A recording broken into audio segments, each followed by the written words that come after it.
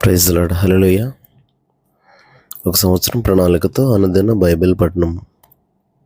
ఈరోజు మే 19, 2025. ఈ సంవత్సరంలో 139వ రోజు. ఈరోజు కొరకు ఏర్పాటు చేయబడిన బైబిల్ వాక్య భాగాలు పాత నిబంధన 2వ రాజులు 23, 24, 25 అధ్యాయాలు మరియు కొత్త నిబంధన యోహాను సువార్త 7వ అధ్యాయము 1వ వచనం నుంచి 31వ వచనం వరకు. మొదటిగా 2వ రాజులు 23వ అధ్యాయము.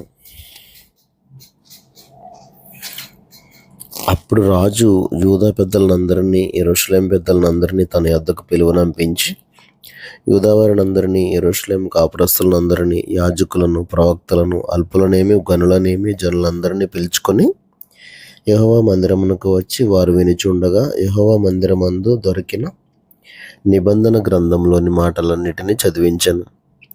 రాజు ఒక స్తంభం దగ్గర నిలిచి యెహోవా మార్గముల యందు నడిచి ఆయన ఆజ్ఞలను, కట్టడలను, శాసనములను పూర్ణ హృదయముతోనూ పూర్ణ ఆత్మతోనూ గైకొని ఈ గ్రంథమందు రాయబడి ఉన్న నిబంధన సంబంధమైన మాటలన్నిటినీ స్థిరపరచుదుమని యెహోవా సన్నిధిని నిబంధన చేయగా జనులందరూ ఆ నిబంధనకు సమ్మతించిరి.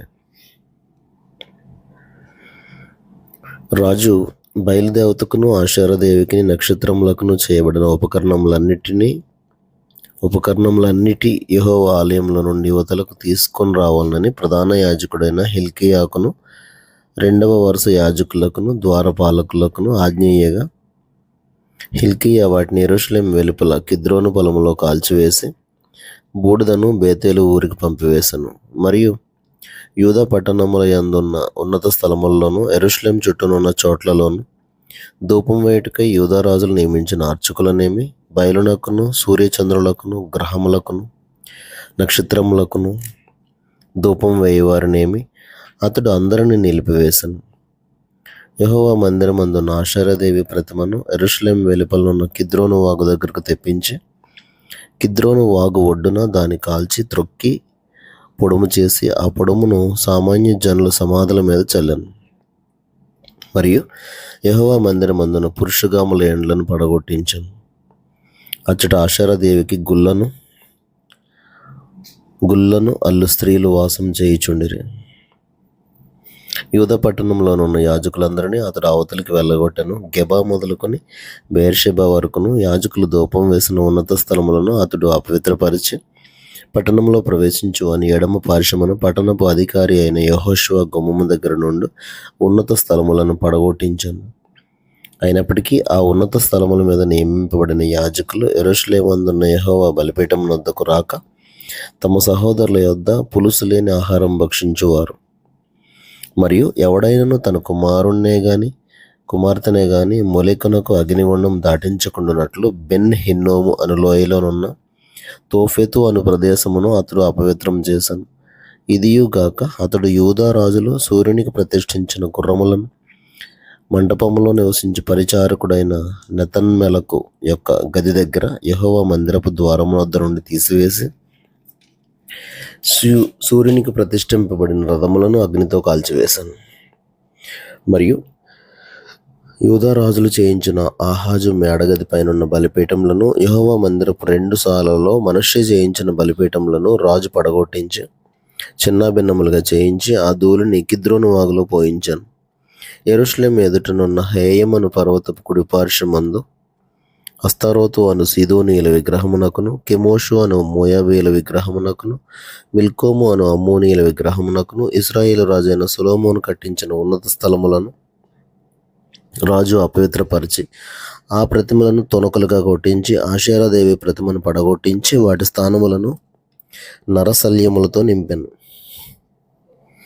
బేతేలులోనున్న బలిపీఠమును ఉన్నత స్థలములను అనగా ఇశ్రాయేలు వారు పాపం చేయుటకు కారకుడైన నెబాతు కుమారుడు యరొబాము కట్టించిన ఆ ఉన్నత స్థలమును బలిపీఠమును అతడు పడగొట్టించి ఆ ఉన్నత స్థలమును కాల్చి పొడుము అగునట్లుగా త్రొక్కించి అషేరాదేవి ప్రతిమను కాల్చివేశాను.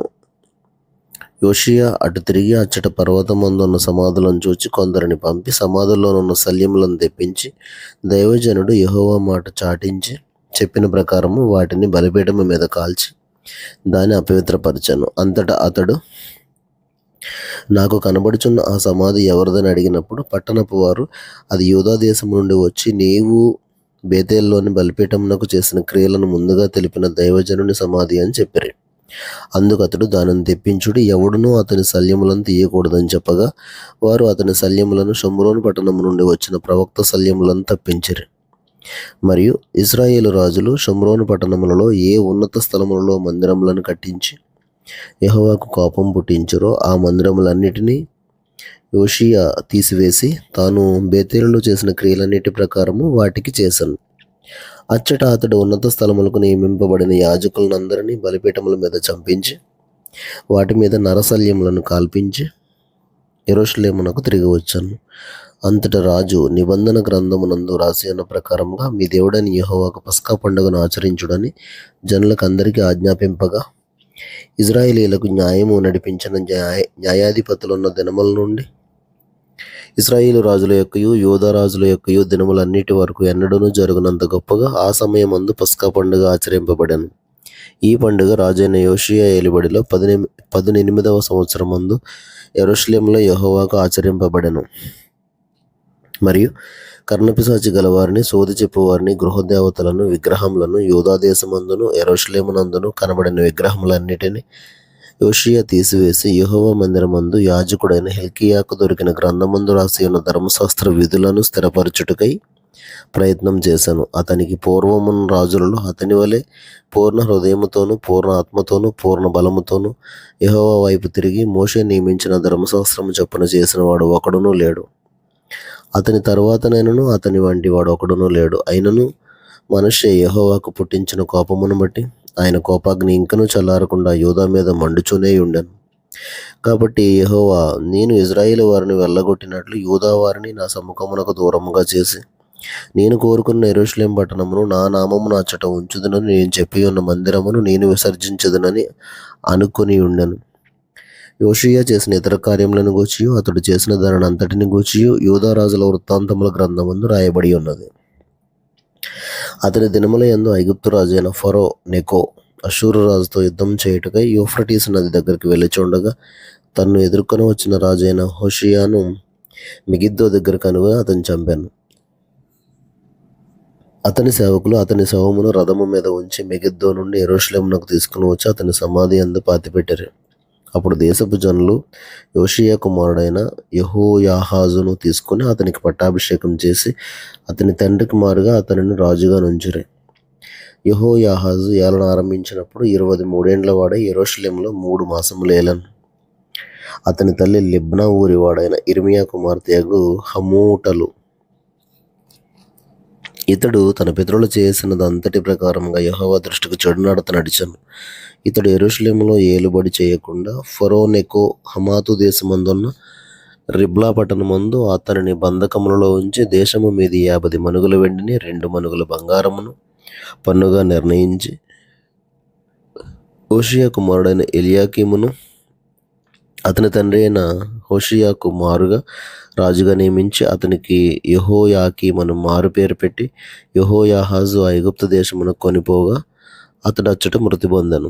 యెహోయాకీము ఫరో ఇచ్చిన ఆజ్ఞ చొప్పున దేశము మీద పన్ను నిర్ణయించి ఆ వెండి బంగారములను ఫరోకు చెల్లించుచూ వచ్చాను. దేశపు జనుల యొద్ద నుండి వారికి నిర్ణయమైన చొప్పున వసూలు చేసి అతడు ఫరో నెకోకు చెల్లించాను. యెహోయాకీము ఏలన ఆరంభించినప్పుడు 25 ఏండ్ల వాడై యెరూషలేమును 11 సంవత్సరములు ఏలెను. అతని తల్లి రోమా ఊరివాడైన పెదాయా కుమార్తెయగు జెబూదా. ఇతడును తన పితరుల చర్యలన్నిటి ప్రకారంగా యెహోవా దృష్టికి చెడు నడత నడిచాను. 2వ రాజులు 24వ అధ్యాయము. యెహోయాకీము దినములలో బబులోను రాజైన నెబుకద్నెజరు యెరూషలేము మీదకి వచ్చాను. యెహోయాకీము అతనికి దాసుడై 3 ఏండ్లు సేవ చేసిన తర్వాత అతని మీద తిరుగుబాటు చేయగా యెహోవా అతని మీదకిని తన సేవకులైన ప్రవక్తల ద్వారా తాను సెలవిచ్చిన మాట చొప్పున యూదా దేశమును నాశనం చేయుటకై దాని మీదకిని కల్దీల సైన్యములను, సిరియన్ల సైన్యములను, మోయాబీల సైన్యములను, అమ్మోనీయుల సైన్యములను రప్పించాను. మనష్షే చేసిన క్రియలన్నిటిని బట్టి అతడు నిరపరాధులను హతం చేయుటను బట్టి యూదావారు యెహోవా సముఖము నుండి పారదోలబడినట్లుగా ఆయన ఆజ్ఞ వలన ఇది వారి మీదకి వచ్చాను. అతడు నిరపరాధుల రక్తముతో యెరూషలేమును నింపినందున అది క్షమించుటకు యెహోవాకు మనస్సు లేకపోయాను. యెహోయాకీం చేసిన ఇతర కార్యములను గూర్చి అతడు జరిగించిన దానినంతటిని గూర్చి యూదా రాజుల వృత్తాంతముల గ్రంథమందు రాయబడి ఉన్నది.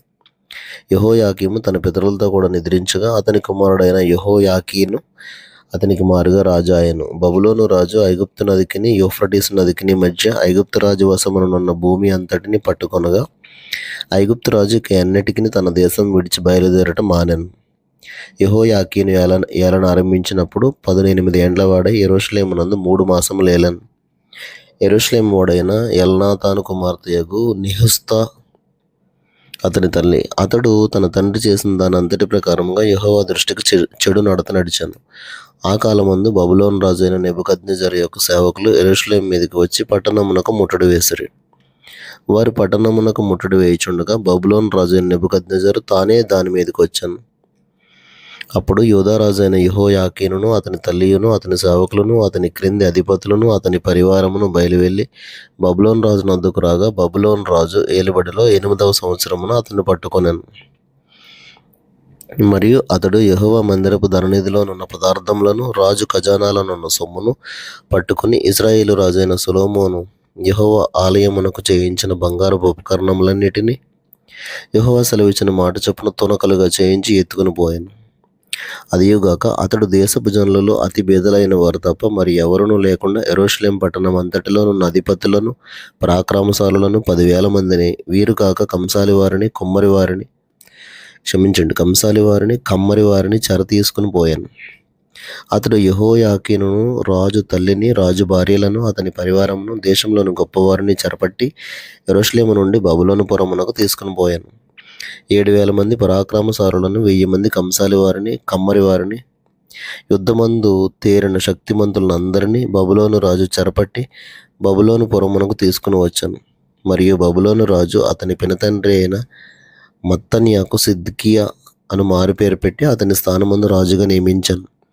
సిద్కియా ఏలన ఆరంభించినప్పుడు 21 సంవత్సరముల వాడు. అతడు యెరూషలేమునందు 11 సంవత్సరములు ఏలెను. అతని తల్లి లిబ్నా ఊరి వాడైన ఇర్మియా యొక్క కుమార్తెయగు హమూటలు. యెహోయాకీము యొక్క చర్య అంతటి చొప్పున సిద్కియా యెహోవా దృష్టికి చెడు నడత నడిచాను. యూదా వారి మీదను యెరూషలేము వారి మీదను యెహోవా తెచ్చుకున్న కోపమును బట్టి తన సముఖములో నుండి వారిని తోలివేయుటకై బబులోను రాజు మీద సిద్కియా తిరగబడాను.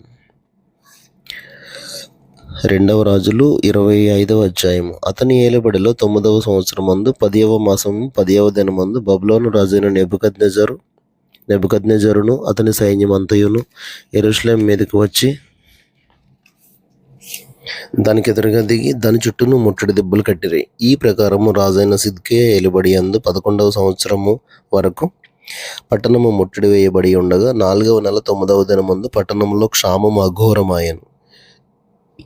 దేశపు జనులకు ఆహారం లేకపోయాను. కల్దీయులు పట్టణము ప్రాకారమును పడగొట్టగా సైనికులు రాత్రి అందు రాజు తోట దగ్గర 2 గోడల మధ్యనున్న ద్వారపు మార్గమును పారిపోయిరి. అయితే కల్దీయులు పట్టణం చుట్టూ ఉండగా రాజు మైదానమునకు పోవు మార్గమును వెళ్ళిపోయాను. కల్దీయుల సైన్యం రాజును తరిమి అతని సైన్యం అతనికి దూరముగా చెదిరిపోయినందున ఎరికో మైదానమందు అతన్ని పట్టుకునిరి. వారు రాజును పట్టుకుని రిబ్లా పట్టణమందున్న బబులోను రాజు వద్దకు తీసుకుని పోయినప్పుడు రాజు అతనికి శిక్ష విధించాను. సిద్కియా చూచుచుండగా వారు అతని కుమారులను చంపించి సిద్కియా కన్నులు ఊడదీయించి ఇత్తడి సంకెళ్లతో అతన్ని బంధించి బబులోను పట్టణమునకు తీసుకుని పోయారు. మరియు బబులోను రాజు అయిన నెబుకద్నెజరు ఏలుబడిలో 19వ సంవత్సరమందు 5వ నెల 7వ దినమున రాజ దేహ సంరక్షకులను అధిపతియు బబులోను రాజు సేవకుడు నగు నెబూజరదాను యెరూషలేమునకు వచ్చి యెహోవా మందిరమును రాజనగరును యెరూషలేమునందున్న ఇండ్లన్నింటినీ గొప్పవారి ఇండ్లన్నింటినీ అగ్ని చేత కల్పించాను. మరియు రాజ దేహ సంరక్షకుల అధిపతి యొద్దనున్న కల్దీయుల సైనికులందరూ యెరూషలేము చుట్టూనున్న ప్రాకారములను పడగొట్టిరి. పట్టణమందు మిగిలి ఉండిన వారిని బబులోను రాజు పక్షం చేరిన వారిని సామాన్య జనులలో శేషించిన వారిని రాజదేహ సంరక్షకుల అధిపతి అయిన నెబూజరదాను చెరగొని పోయాను. గాని వ్యవసాయదారులను ద్రాక్ష తోటవారును ఉండవలనని దేశపు బీద జనములో కొందరిని ఉండనిచ్చాను. మరియు యెహోవా మందిరమందున్న ఇత్తడి స్తంభములను మట్లను యెహోవా మందిరమందున్న ఇత్తడి సముద్రమును కల్దీయుల తొనకలుగా కొట్టి ఆ ఇత్తడిని బబులోను పట్టణమునకు ఎత్తుకొని పోయిరి. సేవ కొరకై ఉంచబడిన పాత్రలను, చాట్లను, ముండ్లను, ధూపార్తులను, ఇత్తడి ఉపకరణములన్నిటినీ వారు తీసుకుని పోయిరి. అగ్ని పాత్రలు, గిన్నెలు మొదలైన వెండి వస్తువులను, బంగారు వస్తువులను రాజు దేహ సంరక్షకుల అధిపతి తీసుకుని పోయాను. మరియు అతడు యెహోవా మందిరమునకు సొలొమోను చేయించిన 2 స్తంభములను, సముద్రమును, మట్లను తీసుకుని పోయాను. ఈ ఇత్తడి వస్తువుల ఎత్తు లెక్కకు మించి ఉండెను. ఒక్కొక్క స్తంభపు నిడివి 18 మూరలు, దాని పైపేట ఇత్తడిది, పైపేట నిడివి 3 మూరలు, మరియు ఆ పైపేట చుట్టూ ఉన్న అల్లికలను, దానిమ్మ పండ్లను ఇత్తడివి. 2వ స్తంభమును వీటి వలె అల్లిక పని కలిగి ఉండెను. రాజదేహ సంరక్షకుల అధిపతి ప్రధాన యాజకుడైన సెరాయాను, 2వ యాజకుడైన జఫన్యాను 3 ద్వారపాలకులను పట్టుకొనెను. మరియు ఆయుధస్తుల మీద నియమింపబడి ఉన్న అధిపతిని పట్టణంలో నుండి తీసుకుని రాజు సమ్ముఖమును కనిపెట్టుకుని ఉండి వారిలో పట్టణమందు దొరికిన 5గురిని దేశపు జనులను సంఖ్య చేయి వారి అధిపతి యొక్క లేఖకుని సామాన్య జనులలో పట్టణమందు దొరికిన 60 మందిని పట్టుకొనెను. రాజు దేహ సంరక్షకుల అధిపతియగు నెబూజరదాను వీరిని తీసుకుని రిబ్లా పట్టణమందున్న బబులోను రాజు నొద్దకు రాగా, బబులోను రాజు హమాతు దేశమందున్న రిబ్లా పట్టణమందు వారిని చంపించాను. ఈ రీతిగా యూదా వారు తమ దేశంలో నుండి ఎత్తుకుని పోబడిరి. బబులోను రాజైన నెబుకద్నెజరు యూదా దేశమందు ఉండనిచ్చిన వారి మీద అతడు షాఫానునకు పుట్టిన అహీకాము కుమారుడైన గెదల్యాను అధిపతిగా నిర్ణయించాను. యూదా వారి సైన్యాధిపతులందరూ వారి జనులందరూ బబులోను రాజు గెదల్యాను అధిపతిగా నియమించిన సంగతి విని మిస్పా పట్టణమందున్న గెదల్యా యొద్దకు నెతన్యా కుమారుడైన ఇష్మాయేలును, కారేహ కుమారుడైన యోహానానును, నెటోపాతీయుడైన తన్హుమెతు కుమారుడగు సెరాయాయును, మాయాకాతీయుడైన యొకనికి పుట్టిన యజన్యాను కూడి రాగా, గెదల్యా వారితోనూ వారి జనులతోనూ ప్రమాణం చేసి, కల్దీయులను మనం దాసులమైతమని జడియవద్దు, దేశమందు కాపురం ఉండి బబులోను రాజునకు మీరు సేవ చేసిన యెడల మీకు మేలు కలుగునని చెప్పాను. అయితే 7వ మాసమందు రాజవంశజుడగు ఎలీషామాకు పుట్టిన నెతన్యా కుమారుడైన ఇష్మాయేలు 10 మంది మనుషులను పిలుచుకుని వచ్చి గెదల్యా మీద పడగా అతడు మరణమాయెను. మరియు మిస్పాలో అతని యొద్దనున్న యూదులను, కల్దీయులను అతడు హతం చేసెను. అప్పుడు కొద్దివారేమి గొప్పవారేమి జనులందరూ సైన్యాధిపతులను లేచి కల్దీయుల భయం చేత ఐగుప్తు దేశమునకు పారిపోయిరి. యూదా రాజైన యెహోయాకీను చెరలో ఉంచబడిన 37వ సంవత్సరమున 12వ నెల 27వ దినమున బబులోను రాజైన ఎవీల్మెరోదకు తాను ఏలనారంభించిన సంవత్సరమందు బందీగృహంలో నుండి యూదా రాజైన యెహోయాకీనును తెప్పించి అతనితో దయగా మాట్లాడి అతని పీఠమును బబులోనులో తన యొద్దనున్న రాజుల పీఠముల కంటే ఎత్తు చేశాను. కాగా అతడు తన బందీగృహ వస్త్రములను తీసివేసి వేరు వస్త్రములను ధరించుకుని తాను బ్రతికిన దినములన్నీ రాజు సన్నిధిని భోజనం చేయుచూ వచ్చాను. మరియు అతని భత్యం ఏనాటికి ఆనాడు రాజు చేత నిర్ణయింపబడినదై అతడు బ్రతికినన్నాళ్ళు ఆ చొప్పున అతనికి ఇయ్యబడుచుండాను.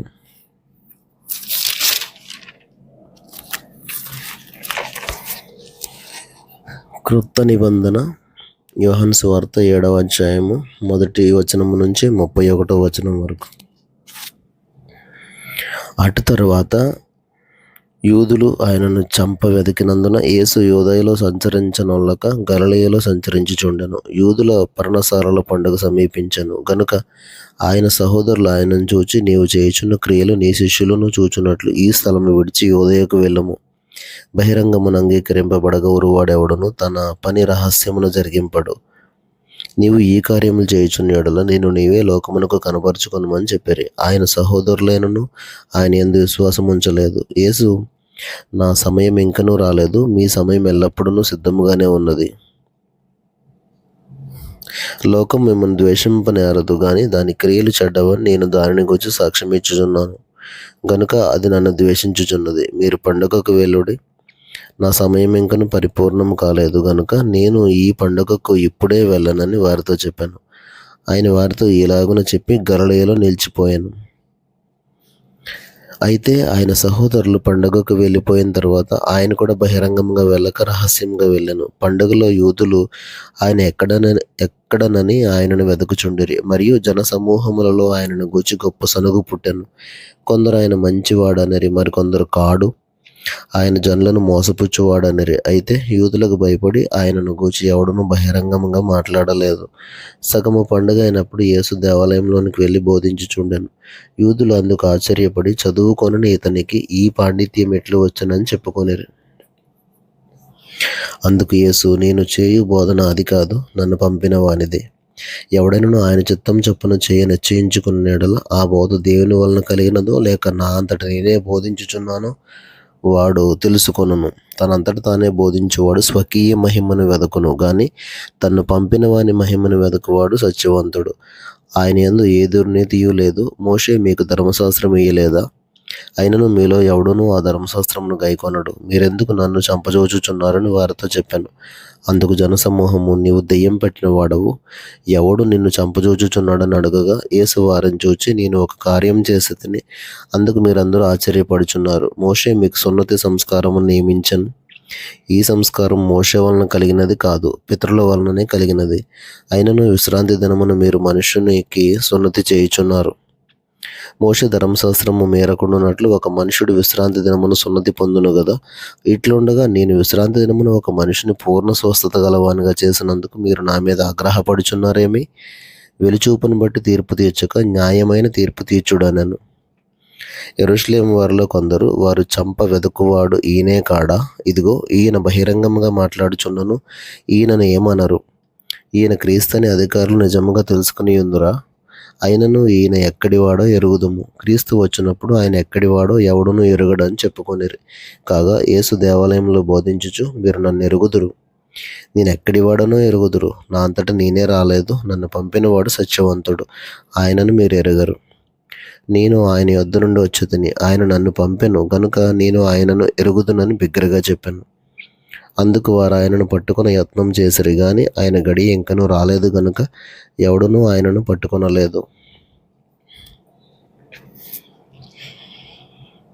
మరియు జనసమూహంలో అనేకులు ఆయన యందు విశ్వాసం ఉంచి, క్రీస్తు వచ్చినప్పుడు ఈయన చేసిన వాటి కంటే ఎక్కువైన సూచక క్రియలు చేయునా అని చెప్పుకొనిరి. దేవుడు తన పరిశుద్ధ వాక్యమును మన వినికిడిలో దీవించునుగాక. ఆమెన్.